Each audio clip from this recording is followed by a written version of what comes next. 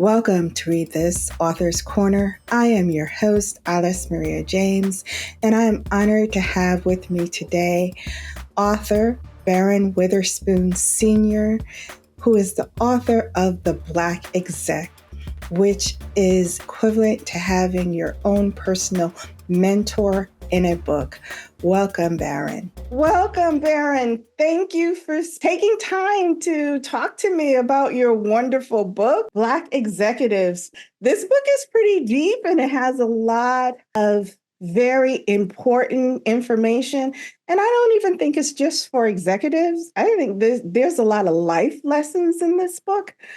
But before we go down that rabbit hole, I would love for you to tell our audience a little bit about yourself, and then we'll get started. Well, thank you. Thank you. It's so nice to see you, Alice. I appreciate the time. I went to school at Tuskegee University, which is where I say my business career really started, because that's where I got my formal education in business. And upon graduation from Tuskegee, I went to work for Procter and Gamble. And that meant moving around quite a lot. And I decided after a short time there that I really liked the company and I wanted to make a career of it. So I stayed there 35 years. So much of what is in the book, kind of spans across that whole length of my career. But in June of 21, I retired from P&G and decided to write this book. And so the book is really a culmination of all of those discussions, all of those experiences that happened over that long period of time. Wow. 35 years. That happens few and far between these days. You're so right. People come and the young people tell me they expect to be at a place about 3 to 5 years. Yeah, it was funny because my dad comes from the 35 years in a job. So when I started working and I was from job to job, he was like shaking his head going, "What?" It's different. It's different. I'm not going to say it doesn't work, but it's different. It's very, very different. And he was like, "Don't you think you want to go look at working at the post office?" Seems like everybody saw that as the solution. Go get a good job. Yes. That was the answer for all that ailed. That was the fix. Yes. I see that you said this book, there was another book that you wrote that was the precursor to this. And I could see where the two things could tie together because that was like spiritual lessons. These are like business lessons, but your lessons are really life lessons. Any of the myths or principles that you are talking about, I can see places where they would work throughout your life, Yes. So before we get into the book, what made you passionate enough to do this? Because writing a book is not something that people do on a whim, and it takes a lot of dedication. And I think it takes a lot of passion to do that. So what was the passion, the motivation behind? The big motivator was as I was talking to other Black execs from other companies and even around the world when I would meet people. And, you start sharing about your experiences. One of the things that occurred to me was that these experiences were quite common. Other Black executives are having the same experiences. So it occurred to me that we were sort of relearning all these same things over and over and over. And, that was one big motivator for me because I was curious that no one had written any of these things down. And so all of us keep coming into these companies and learning these things by bumping into them. So that was an issue. And I felt a responsibility to write these things down so that the next generation of leaders would not have to learn all this stuff by experience. So for me, it was about capturing all the things I had hoped that I would have known before I started my career, and put them in some kind of a format that young people would be interested in reading, but at the same time, they would be learning, right, around what is going to happen to them or how the environment is going to present itself to them when they get into these large, complex organizations. So it was really about that. It was about not leaving it to chance. And by the way, Alice, I searched in the literature and I didn't find any books that were doing what I was proposing to do with my book. And for that reason, I went ahead and wrote it. It really is a thorough guide of some of whether you're an executive or just walking into the corporate experience in general. I think there is a lot of meat in here. And the first chapter on the myth of belonging, like the first two chapters, I believe they could be just a foundational understanding of what it's like to be in the corporate world. I'm noticing, and I've noticed interns and a lot of young people coming into corporations as well as just life. You know, there's this thing that young people are saying, adulting is hard. Yes. And so it's almost like the first two chapters are just fundamental skills kind of on almost adulting, because the situations that you bump into in the corporate world, you bump into in the world in of itself, but you're bumping into it in a place where your livelihood lives, right? Yes. Yes. So your Yes. livelihood lives there. So it has a visceral experience for you because this is your livelihood. So Yeah. can you just walk us through a little bit about the first two chapters, and why it was important for you to start off that way? Yeah, that's a wonderful question, very insightful question. Because for one, there's 7 myths that we discuss in the book, and they happen somewhat sequentially across the course of a career. Those first 2 myths are definitely going to happen in the early days of your career. And it'll be far less difficult for them to happen after you have gained, 10, 20 years of experience. So they belong up front for that reason. But it's interesting that you put together the first two, because the first two are very much related. The first myth, the myth of belonging, says that somehow they lowered the standards for you and you really don't belong here, but you made it in through a side door, right? But that second myth, the myth of inferiority, says that everyone else is better than you, right?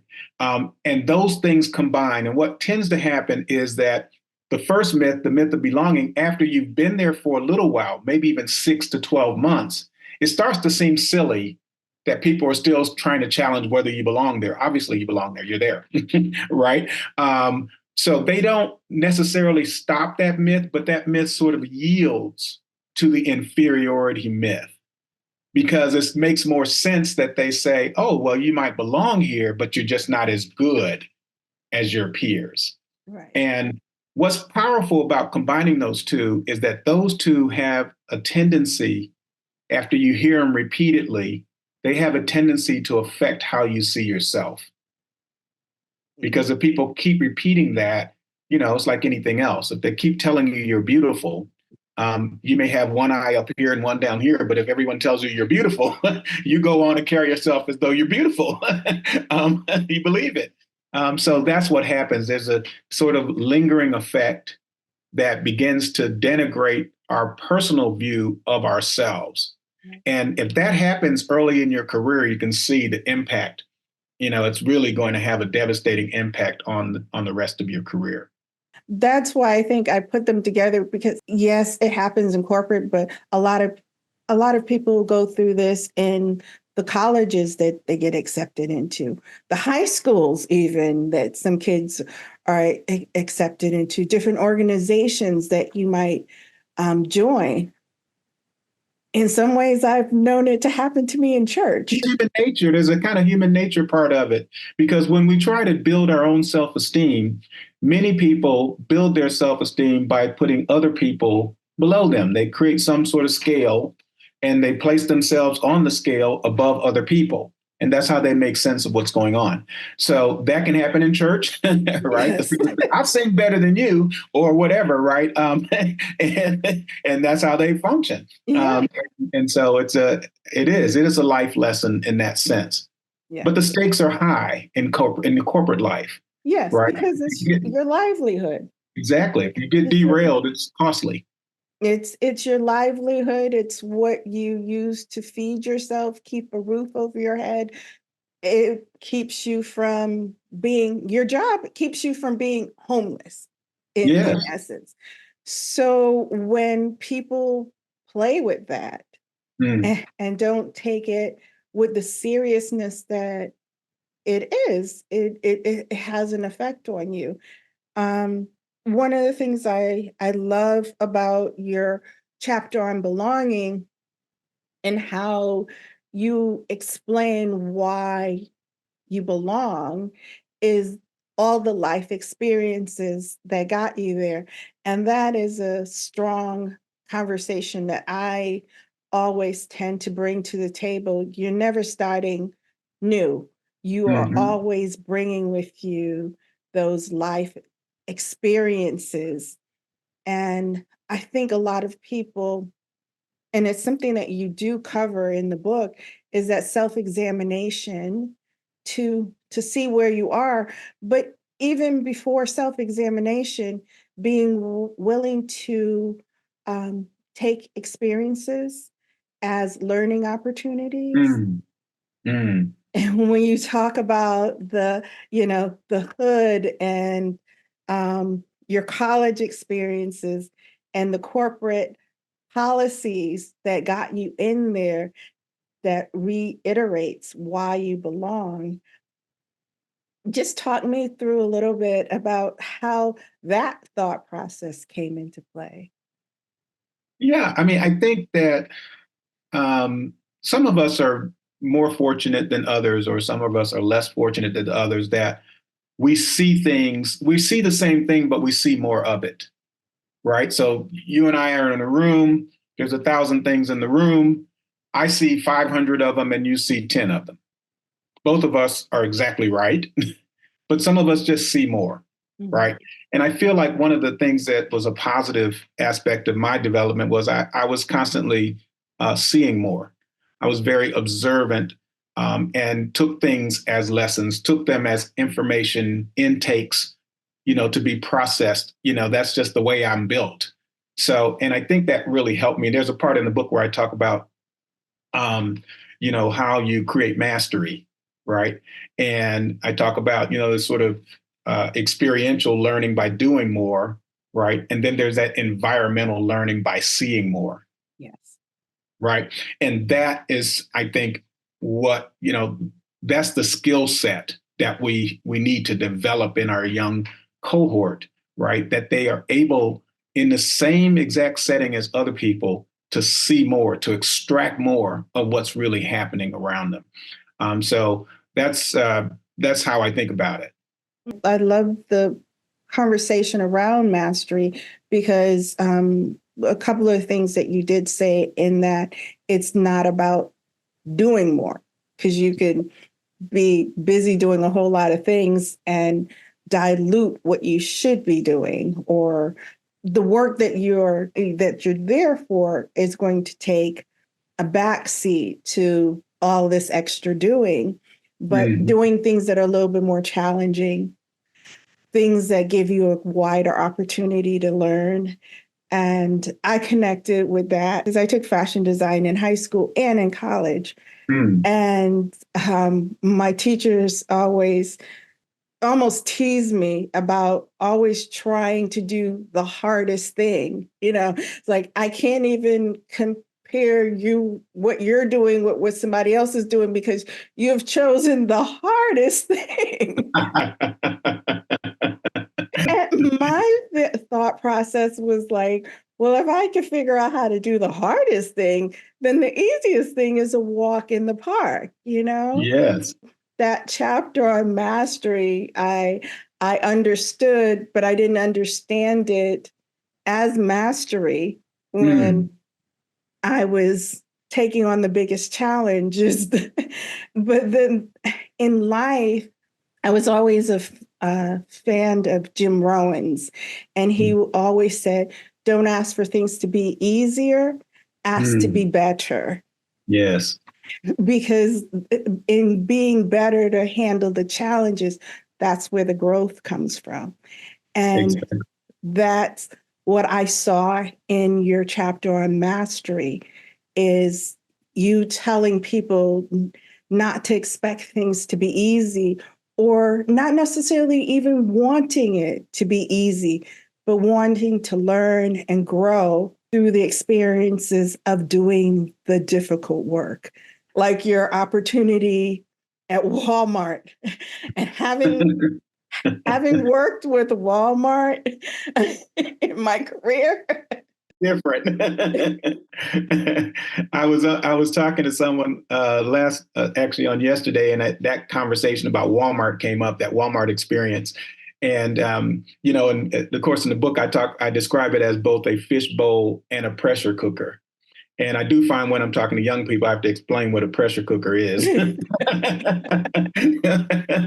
but but nonetheless, it's like, I take your point. What the notion that we would want to go into those kinds of environments by choice, right? That we choose to go in there because we anticipate that the challenges will be robust and that the opportunity to extract value from that type of an assignment will be better, right? It will be a greater opportunity. And so we should be seeking out those tough jobs. We used to call them crucible roles. You go into these roles knowing that if you are successful, you can expect to be rewarded on the back end. Yeah. Right. And so from a career growth and career development standpoint, we should be seeking those out and managing our way through them, getting the learning, et cetera, that accompanies those kind of difficult challenges. And I think that's a very important message for our young folks now, because as you know, Alice, one of the things that we're struggling with young folks is that they're expecting to get everything quickly. Right. So they come in expecting to run the company after they've been there 10 days. And you have to tell them, well, wait a minute, you don't know where the restroom is. So why don't we get some basic stuff down first, right? But that idea of moving through quickly versus extracting value is the shift in mindset that we're telling them in the book. Really shift your mindset to getting all the value available and then move on to your next assignment. Exactly. And you don't learn addition, 1 + 1 is 2, and then algebra. And sometimes people want to skip from addition to algebra without knowing that there are going to be incrementally more difficult assignments along the way. Mm-hmm. And if you look at your career, a lot like even going to school and moving to the next level, it's all a part of it. And those difficult challenges, and the more difficult one that you choose that you know that you can do is almost like skipping a grade sometimes, right? Mm-hmm. Mm-hmm. That's a great analogy. Yeah. I mean, I think we have to remind folks that an academic career is in fact a career.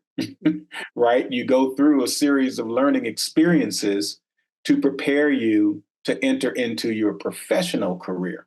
Yes.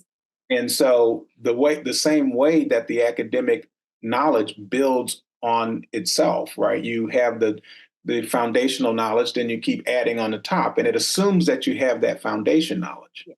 Right?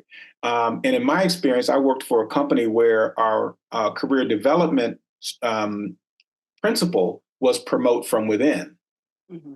So everyone worked their way up. Everyone sort of starts at the entry level and then works their way up. Well, one of the good things about that is that typically your boss has done your job because they've come up through that system. And so everyone's building on knowledge as they're going up to higher and higher levels of responsibility. And yet, some of us are going through that and we're just not paying close enough attention to get the available learning. So then we reach the Peter principle somewhere in there where we've risen to the level of our incompetence, right? And that is the crisis. When it's already there, when that's already happened to you, you are in crisis. You're in career crisis. Mm-hmm. And that's what we want to avoid. Yeah, I saw that in your move to Singapore. It was almost as if you skipped several grades. I'm coming in as the director, but I'm going to leave as the vice president. But in the time that I'm there, I'm going to get my college degree, for lack of a better word. Right. I'm going to get the degree to graduate from here as the vice president, because this is where I'm starting and that's where I plan to end. And I thought that was a very interesting strategy. And the fact that you had a mentor to enlighten you into that. Can you speak a little bit on the mentorship of it all? And because this book is like a mini mentor, actually. Yes. Mentorship, I mean, it's vital. And in that particular example that you're talking about, there was a guy named Toby Spurlock. Toby was African-American HR manager. He wasn't in my chain of business at all, but I knew him. And I had met him several years prior to this all happening. And he had a fondness for me. He was much more senior in the company than I was. And when I got this opportunity, I mentioned it to him in passing. And he said, get on my calendar. And I did. I came by his office and talked to him, and he gave me some fantastic insights, right?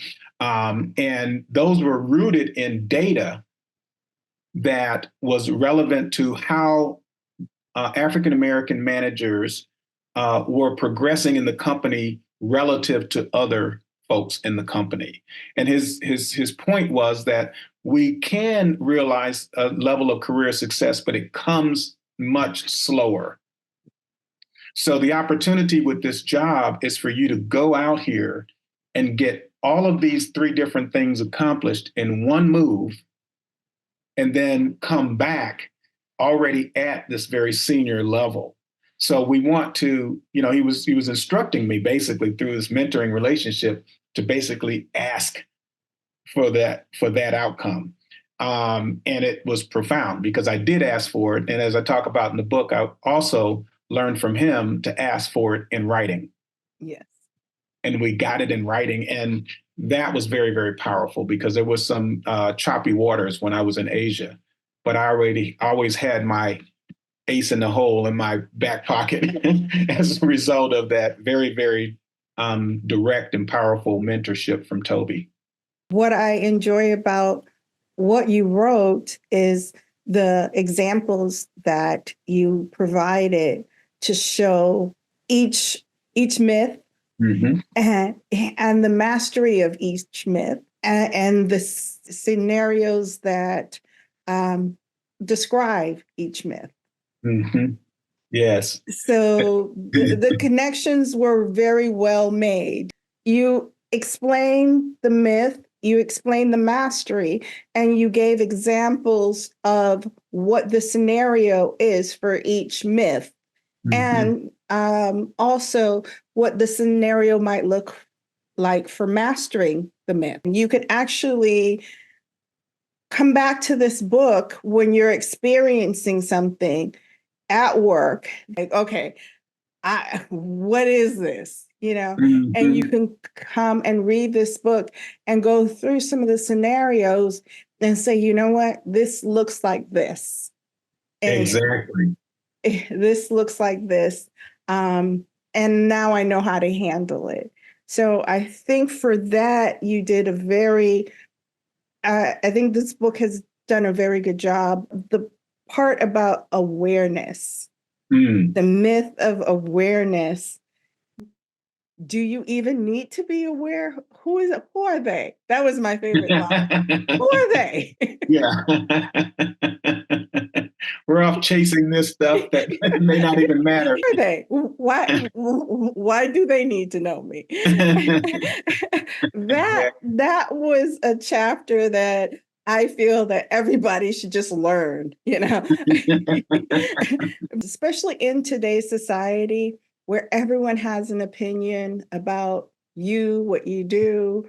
What have you sown into this process that makes it important for me to care? The awareness. Talk to me about awareness. Awareness, that myth operates out of a assumption. There's an assumption that people just need to get to know you a little better. Like there's some deficiency in how well others know you, right? And I find that it's usually a distraction. And I would rather our folks not spend much time working on that. But if they do need to work on that, they need to be very conscious of what they want about them to be known and for what reasons. But the greater gap that I find is that our folks don't know themselves. That's the big insight, right? We hear a lot of talk about authenticity. It's a big buzzword. But when I ask young people, who are you and why are you here? They struggle to answer that succinctly. They've never contemplated their purpose. So they don't have a ready articulation of their purpose. And this is tragic because when you don't know your own purpose, other people will define the purpose for you. And you'll be off tracing around all these folks who are dictating which way you go. So that awareness piece underpinning that is getting in touch with who you are and why you are, i.e. your purpose, so that you can really shape how you show up. And once you get comfortable and confident with that, you can begin to share it. I shared it all the time. Anytime I met a new person, if it was my manager or if it was someone working for me, I always shared my purpose in the very first meeting, right? And it helped them to understand where I'm coming from. And I would even tell people, now that you know my purpose, you can hold me accountable to this. If you see me showing up in ways inconsistent with how I tell you who I am, then call me on it. And it was very empowering for people. I had people to come up and say, Barron, you said you were about this and that, and now your point of view on this topic or your how you're addressing this issue doesn't seem to, coincide with that. And I would say, good, let's discuss that. Right. So, that's the bigger insight to me is that we've got to help each other refine and clarify our own internal purpose as a means of helping us to select the things to do or the ways to show up and deselect the things not to do as we're prosecuting our careers. And that puts us more in power. The whole book is a book of self-empowerment. There's nothing that I'm suggesting that people have to go off and get permission from anyone else. And they really don't need help from other people to do anything I'm suggesting. They can do it all themselves. So it's really, really empowering, right? And so that's one of the big messages I want people to take away is this stuff is inside me. I just need someone to help me see these problems before they develop into problems, and then to know what I should be doing to nullify the impact of these problems before they derail me. Yeah, the whole awareness, because it encompasses your branding, how you taking the onus of making sure how you're represented is what you want to be seen. There are stories that I don't kind of share mixed company. In my experience, I've seen people take a little bit of knowledge or a little bit of information and go out and misrepresent the whole Yes. conversation. So people don't know how to say something is not their story. Yes. Yes. And so, unless you're able to fully present what you want people to say in the way in which you want them to repeat it, then there are certain things that it doesn't make sense to share. Exactly right. So, and that can be very true with how people take how you present yourself and put their spin on it. Mm. In your work experience, in your work life, you almost have to be so intentional about what you put forth that there is no misunderstanding or misinterpretation. Well, one of the things about that is, you know, unless someone tells us when we go into these corporate environments, it's difficult to understand the rules of engagement. And we tend to be quite conservative. If we have to guess what the rule is, we're going to be quite conservative. We're going to assume that you can't do something before we assume that you can do it, right? And so as a result of that, it really opens us up to people who have a broader definition of the rules of engagement, applying some of these other things to us because we have such a conservative view. Yes. Right. And then telling us, oh, no, that's okay. That's not a problem. Right. After they've already done it. So what we want to do is shift people back towards control your own narrative. Spend time understanding how you want people to talk about you. Yes. Don't leave it to chance. Yes. Think that through. Write it down if you have to. Yes. If someone asks you about your business, you don't want to give a flippant answer. You want to already know what you're going to say. Well, my business is up 10%. We've overcome 2 problems and we're working on this, right? As opposed to some kind of, well, we're just okay, right? Really controlling the narrative.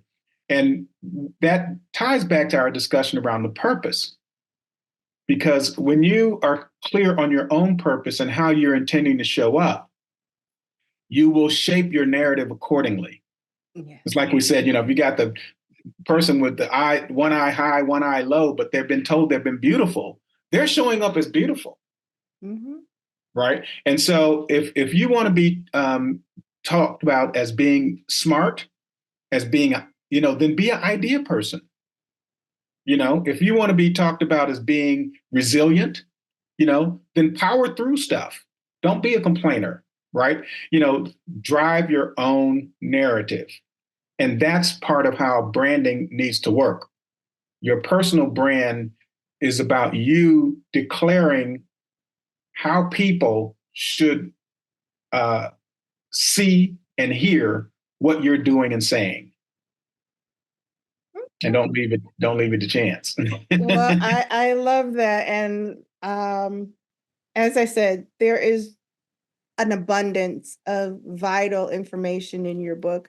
We can't get through all of it, but my hope was to go deep enough into pieces of it to inspire people to go and get the book and find out the rest. Yes. Before we wrap up, is there anything else that you would like for people to walk away with meeting you? I am a huge component of the audience getting to know the author. Because even if this book is not something that resonates with them, I want them to know who you are and follow the next book and the next project and whatever you do after that. So what would you like to share with the audience before we wrap up? Well, I feel that 2 things. One is that I feel a deep responsibility to give back to society, to do in accordance with how I've been gifted and how I've been helped and assisted in my own life. And there have been so many people, some of which I could include in the book and others who I didn't include in the book, who have had profound impact on my life. And so rather than just be a net taker, right, just take that from them, I really want to be a net giver, right, where I can give back more than I have taken from society. So this is a big part of what motivates me and what moves me to operate the way I do. The second thing is that I'm taking inspiration from the next generation. And, I find that the conversation today and the narrative, quite frankly, about our young people left unchecked would take us in a very bad place because there's a tendency to highlight what our young people are doing wrong. Mm-hmm. And I'm not about that. I like to catch the young folks doing the right things in the right way for the right reasons, and then shine a bright light on that. Mm-hmm. So I wrote this book to empower them and to enable them and to encourage them because they are the future and the future is now. So they need the information today.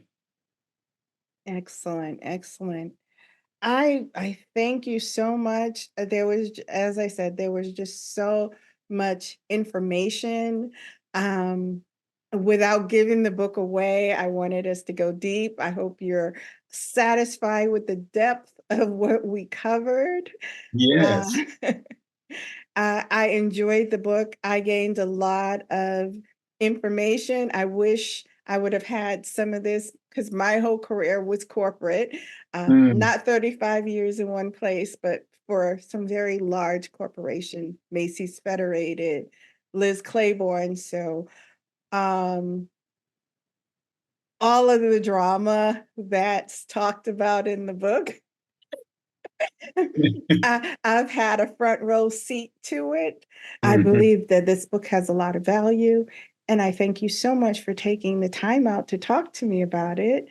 And it's been a pleasure talking to you and getting to know you. And I appreciate your questions, very insightful questions that I think took us down a nice path in terms of teasing, let's say it that way, teasing your audience to want to learn more about the book and about my journey.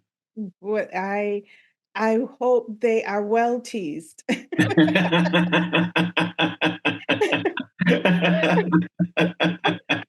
your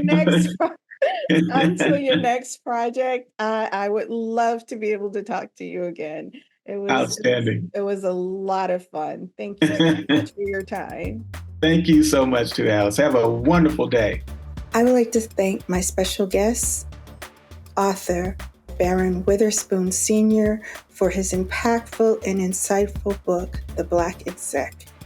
This book is a must-have for anyone in corporate, whether you're executive or not. There is so much information here that is essential for a corporate career. This has been Read This, Author's Corner. I am your host, Alice Maria James.